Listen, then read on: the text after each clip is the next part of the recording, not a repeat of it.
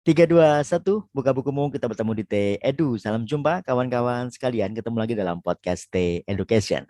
Pada podcast ulas skripsi kali ini teman-teman sekalian, setelah lama vakum kita tidak berjumpa dalam ulas skripsi, pada ulas skripsi kali ini kita akan membahas tugas akhir atau skripsi mahasiswa atas nama Muhammad Jumhari yang berjudul Arti Penting Pengaturan Kejahatan Ekosida sebagai Tindak Pidana di Indonesia. Nah, sebelum itu saya ucapkan terima kasih buat teman-teman sekalian yang telah mensubscribe channel ini. Dan bagi yang saat ini sedang menyaksikan tayangan video ini tapi belum mensubscribe channel ini, kami mohon agar berkenan meluangkan sedikit waktunya untuk mensubscribe channel ini supaya kita bisa berjumpa dalam tema-tema yang lainnya. Baik, teman-teman sekalian, ini skripsi yang sangat menarik ya dari saudara Muhammad Jumhari. Skripsi ini sudah dipublikasikan juga di dalam jurnal Pamator dengan kategori akreditasi nasional Sinta 6 terbitan 2022 kemarin ya. Jadi ini skripsi lulus tahun 2021 kemudian telah berhasil diterbitkan dalam jurnal terakreditasi nasional Sinta 6 dengan judul yang hampir sama, yaitu membahas tentang arti penting pengaturan kejahatan ekosida sebagai tindak pidana di Indonesia. Nah, seperti biasa teman-teman sekalian, pada ulas skripsi kali ini akan kita bagi dalam beberapa tahapan ya. Tahap yang pertama kita bahas latar belakangnya terlebih dahulu, kemudian rumusan masalahnya, metode penelitian, dan hasil dari penelitian ini. Semoga ini bisa menjadi referensi, menjadi inspirasi buat teman-teman sekalian yang sekarang sedang menyusun tugas akhir. Nah, yang pertama terlebih dahulu terkait dengan latar belakangnya. Jadi apa alasan yang bersangkutan ini, Mas Ari ini menulis tentang ekosida, teman-teman sekalian. Jadi kita mesti bertanya-tanya sebetulnya apa sih ekosida? Apakah ekosida ini merupakan kualifikasi tindak pidana ataukah ekosida ini merupakan bagian dari hanya istilah saja yang sebetulnya tidak dikenal dalam ranah hukum? Atau ekosida ini apakah sama dengan genosida gitu ya, tapi ruang lingkupnya berbeda? Kalau genosida kan jelas diatur dalam konvensi internasional ya, Konvensi Paris tahun 48. Bagaimana dengan ekosida? Nah, ternyata ekosida ini sebetulnya pernah dibahas juga teman-teman sekalian menurut latar belakang tulisan ini ya. Nah, jadi dulu pernah ada pembahasan tentang ekosida ini. Ada pertemuan internasional yang membahas merencanakan untuk memasukkan salah satu bentuk perbuatan terkait dengan pengerusakan ekosistem atau pengerusakan lingkungan yang sangat masif, berdampak luas, yang rencananya akan ditarik sebagai salah satu bagian dari tindak pidana internasional karena berdampak sangat luas sekali. Tapi ternyata tidak mendapatkan persetujuan dari banyak negara, akhirnya ekosida tidak berhasil dijadikan salah satu bentuk dari the most serious crime atau kejahatan yang paling serius sebagaimana diatur dalam Statuta Roma 98 yang ada 4 itu. Jadi rencananya masyarakat internasional ini dalam konferensi Stockholm tahun 72 menghendaki adanya pengaturan tentang ekosida, yaitu semacam pembasmian ekosistem gitu ya, pembasmian lingkungan yang tingkat levelnya sama dengan genosida. Kenapa gagasan ini muncul teman-teman sekalian? Karena di dianggapnya adalah karena dianggapnya bahwa yang namanya lingkungan ini memiliki dampak yang sangat panjang sekali antar generasi gitu ya. Jadi lingkungan kalau rusak pada hari ini belum tentu 10 tahun yang akan datang masih bisa dipakai gitu. Nah, karena pemahaman ini akhirnya masyarakat internasional berupaya untuk menjadikan ekosida sebagai salah satu bentuk tindak pidana the most serious crime, kejahatan yang paling serius dalam hukum internasional atau hukum pidana internasional. Nah, sehingga dengan latar belakang penelitian itu, skripsi ini berniat untuk mengangkat dua topik atau dua isu besar, yaitu yang pertama mempertanyakan tentang apakah ekosida dapat dikategorikan sebagai kejahatan serius berdasarkan elemen internasional dalam konsep tindak pidana internasional. Jadi sebagaimana disampaikan pernah dibahas dalam konferensi Stockholm tahun 72, mau ditarik kembali. Dulu kan gagal ya, kemudian rencananya mau menurut skripsi ini akan dicoba dilihat ada nggak elemen internasional yang dilanggar dalam tindak pidana ekosida ini. Dan yang kedua, apakah perlu sebetulnya kalau di internasional dikatakan belum perlu, misalnya dalam konferensi sebelumnya, dalam hukum nasionalnya di Indonesia kira-kira perlu tidak mengatur ekosida sebagai salah satu kualifikasi tindak pidana di Indonesia. Tidak hanya nyantum dalam tindak pidana lingkungan saja tidak, tapi dikategorikan sebagai salah satu kualifikasi khusus dalam tindak pidana di Indonesia. Ya, jadi ini dua rumusan masalah, latar belakang dan rumusan masalah yang eh, dilatar belakangi dari adanya masyarakat internasional yang awalnya merencanakan adanya ekosida sebagai bagian dari tindak pidana internasional tapi tidak disepakati, lantas kemudian karena banyak contoh kejadian di sekitar kita di Indonesia, banyak kerusakan lingkungan secara masif, maka perlu tidak ekosida itu diatur sebagai salah satu tindak pidana khusus atau kualifikasi tertentu di Indonesia, tidak sebatas pada tindak pidana lingkungan saja gitu ya. Jadi itu ide dasar dalam tulisan ini memang sangat menarik sekali karena ada beberapa memang tulisan yang membahas tentang ekosida, tapi yang mencoba mengkaitkan dengan tindak pidana internasional, mencoba untuk memunculkan sebagai bagian dari kualifikasi tindak pidana di Indonesia.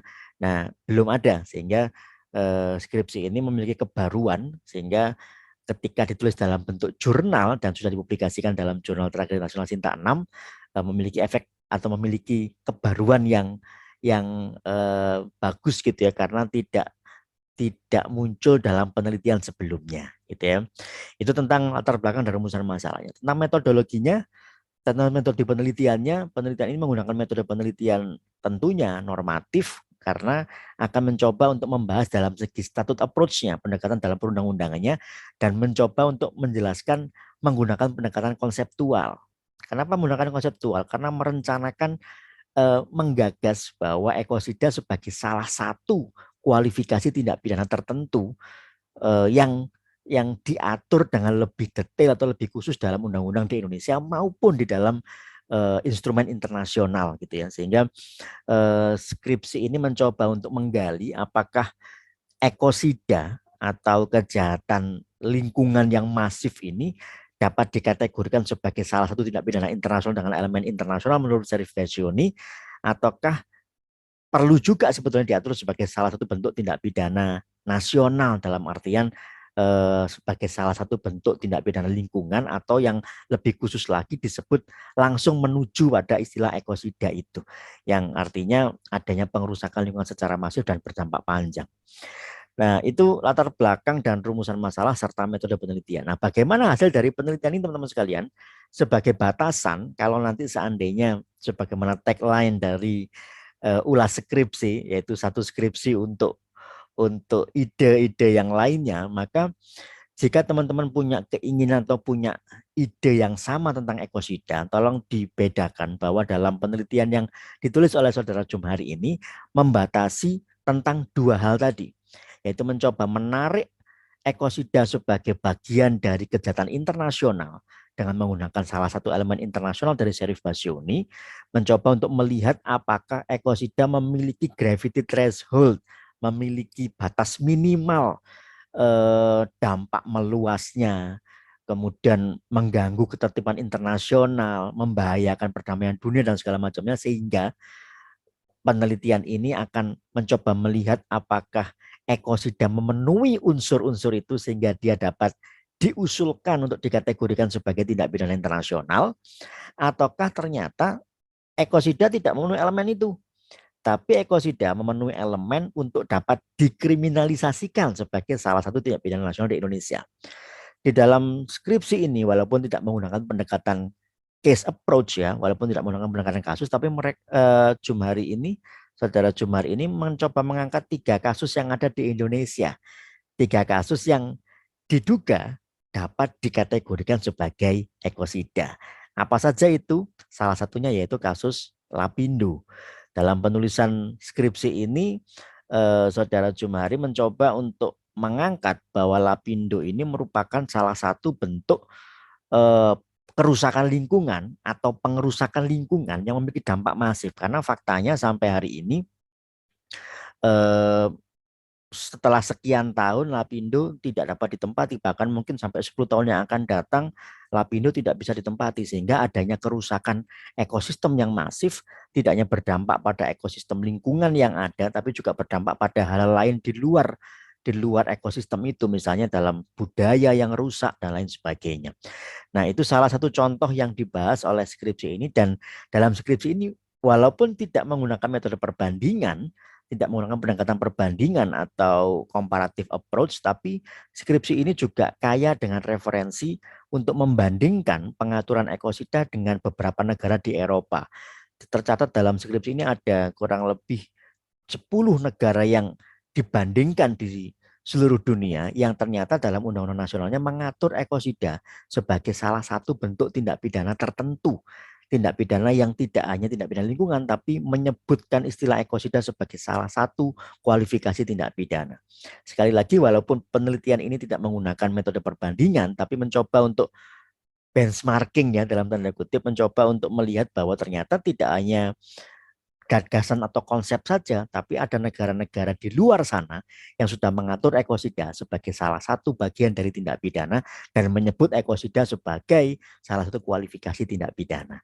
Ya, sehingga mempertanyakan kembali kalau ada 10 negara contohnya di luar sana itu telah mengatur ekosida, bagaimana Indonesia?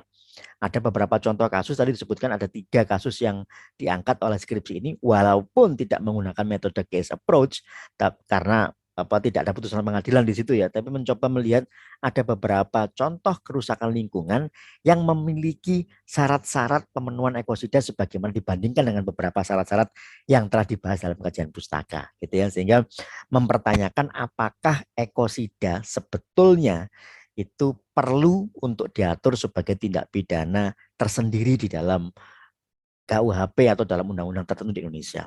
Yang pertama kasus dibakar adalah Pindo, kemudian yang kedua kasus kebakaran hutan lahan di Kalimantan Tengah, dan yang ketiga kasus pembangunan PLTA di wilayah Koto Panjang.